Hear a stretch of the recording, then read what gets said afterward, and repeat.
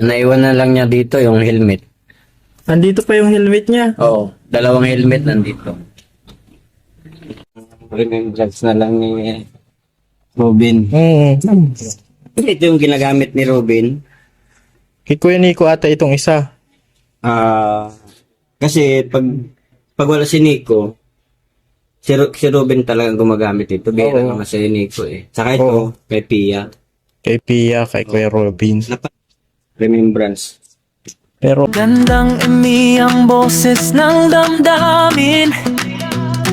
Tulong at kalingap ang laging unahin. Kuya Robin may naiwan na souvenir dito sa kanyang best friend. So pag-uusapan po natin sa video na ito. Pero bago natin simulan yan, huwag niyo pong kakalimutan mag-subscribe. Baris Santos Matubang, Kalingap Rob at Edna Vlog. Suportahan din po natin Kalingap Alvin. Ang inyong lingkod, Gandang Emmy. Sa mga hindi pa po nakapag-subscribe, please subscribe and please hit the notification bell para lagi po kayong updated sa aking mga ina-upload na mga reaction video. So, alamin natin mga kalingap, ano kaya masasabi ng best friend ni Kuya Robin about sa nangyari. Tara, panoorin po natin ang video na ito. yung kasama ko ngayon si Kuya Ariel. Hello po. Ang unang kaibigan ni Kuya Kuya Robin. ni Robin. Kaya lungkot niyan, napakalungkot niyan. At sa hindi nakakalam, siya po ang tunay na naka-scout kay Dara at Erica. Yeah. Hello po sa Kay Totoy. Yeah. Kaya nakakalungkot lang nga po at siyempre wala na si Robin, yung aking best friend. best friend mo talaga yun. Ilang taon kay kakapunta pa lang niya dito sa Pinas, ikaw na daw yung una niyang ano eh. Nung dumating siya dito sa Bicol, talagang kami na ang unang nagkakilala nun. Ikaw daw ang una niyang inutang. Pero, ayan, nauna na. Di natin nakalain. Halos, mahirap. Mahirap din talaga pag nawalan ka ng kaibigan. Kaibigan, mahirap. Ramdam kita, Kuya Ariel. Kasi mabait si Kuya Robin, maalalahanin siya pag napunta kami dito sa tindahan mo. Sabi ko, huwag na. Huwag ka nang magbili ng kung anong pinuli. Sobrang bait talaga ni Robin. Hindi ko talaga makakalimutan. Maalalahanin talaga siya. Simula 2014, nagkakilala na kami ni Robin. Yan. Talaga, siya ang naging best friend ko. Kaya lang, hindi ko rin nga sabi ko nga, parang iniisip ko rin minsan, kung hindi siguro siya nag-vlog, mga ganon. Ako, Pero, isip ko din yan. pero, ganon talaga siguro ang buhay natin.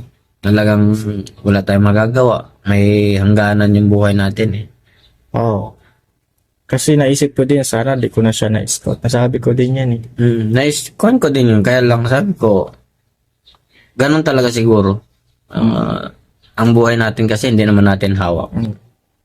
Maghirap man tayo o gumanda man yung buhay natin. Talagang Bukod kay Ate Pia, ikaw yung talaga nakakakilala kay Kuya Robin. 2014. Kita niya yung paglago ng tindahan mo, Kuya. So, ayun nga, no, mga kalingap. Sobrang lungkot nitong best friend ni Kuya Robin na walang iba kundi si Kuya Ariel. Sabi nga niya, nasabi niya na kung hindi daw sana na-vlog, hindi mangyayari ito. At sobrang nalungkot po siya sa nangyari ng mga kalingap. At nung time na yun pala, dumaan muna dito kay Kuya Ariel, uminom daw ng tubig itong si Kuya Robin at sabi, dadaan na lang pagbalik, no, mga kalingap. So nakita din niya doon sa pinangyarihan ng aksidente, mga kalingap, itong sasakyan ni Kuya Robin at i-message daw niya pero hindi naman daw nag-reply, tinatawagan, hindi makontak. Tapos nag-reply mga 9 o'clock na ng gabi. At ayun nga, nasabi na sa kanya na nasa hospital nga Gusto nga sana niyang puntahan, kaya lang is hindi niya alam kung saan dinala. So, sobrang nalungkot din po siya, no, mga kalingap. Kasi best friend niya talagang napakabait daw ni Kuya Robin, no, mga kalingap. So, ganun talaga, no. Sabi nga niya, wala tayong magagawa. Siguro kaloob na ni Lord na hanggang doon na lang talaga yung buhay ni Kuya Robin. Kailangan tanggapin, no, mga kalingap. Kahit gano'n, si Kalingap Alvin, gano'n din po, no. Talagang ano din siya, hindi rin daw siya nakatulog. Pareha sila ni Kuya Ariel dahil nabigla, hindi nila inaasahan na ganun yung nangyari kay Kuya Robin na talaga namang kahit lahat tayo ay nabigla sa pangyayari na hindi inaasahan tong aksidente na to, no, mga kalinga. So, sabi niya, sobrang mamimiss niya itong si Kuya Robin kasi palagi pala siyang pupunta diyan. Talagang mag-best friend sila hanggang noong 2014, no. Sila naging mag-best friend, no, mga kalingap, hanggang sa nawala itong si Kuya Robin na talagang dinibdib din niya. Kasi kahit hanggang ngayon, umiiyak pa rin siya, no. Sobrang lungkot pa rin ang mukha niya kasi parang hindi niya talaga matanggap na biglaan yung pagkawala ni Kuya Robin, no, mga kalingap. At yun nga, may naiwan nga po na helmet na nandoon sa kanya, dalawa. Sabi niya, souvenir na lang ni Kuya Robin sa kanya yon, yung helmet na yon, no, mga kalingap. Kasi iniwan doon sa kanya yung helmet. So, sabi nga niya, tanggapin na lang natin kasi yun ang ibinigay ni Lord na hanggang doon na lang talaga yung buhay ni Kuya Robin. At yung mga alaala na lang po yung ating isipin, no, mga kalingap. Sobrang lungkot na mukha, no? Kita natin talaga yung sobrang lungkot sa nangyari, mga kalingap. At syempre, yung pinagsamahan nila, mamimiss din po niya, no, mga kalingap. So, ayan po, no? Sobrang malungkot. Kahit naman po sino, kahit naman tayo, no? Lahat po tayo ay nalungkot sa pagkawala ni Kuya Robin.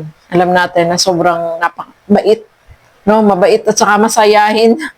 Masayahin yun si Kuya Robin, no? Mga kalingap. Kaya talagang marami yung nanghinayang at saka nalungkot dito sa nangyari, no? So, ayan po, no, mga kalingap. Hanggang dito na lamang po muna at maraming salamat po sa inyong walang sawang panonood at pagsuporta dito sa aking mga ginagawang reaction video. Siyempre, suportahan din po natin lahat ng mga Kalinga partners, Kalinga Reactor. Yan, support po natin sila, no? At hanggang dito na lamang po. Maraming salamat po sa inyong walang sawang panonood at pagsuporta dito sa aking mga ginagawang reaction video.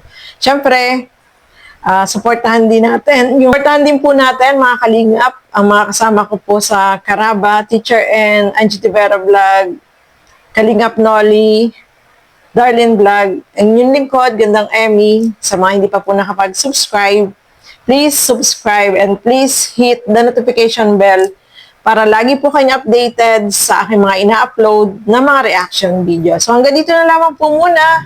Thank you and God bless sa atin lahat. Bye-bye po!